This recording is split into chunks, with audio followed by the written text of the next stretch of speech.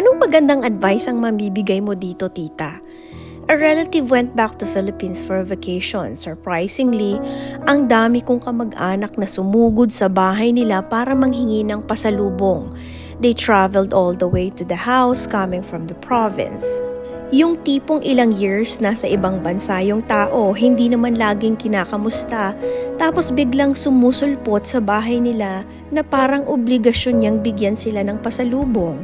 My relative didn't have much to give and the other relative ended up being so disappointed and started to badmouth.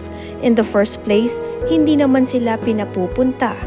I really think this culture needs to stop. Napaka-toxic.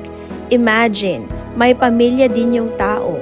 Hindi lahat ng pagkakataon may budget at hindi naman kasama sa budget ang kamag-anak. Tama ang concern mo at napapanahon ito.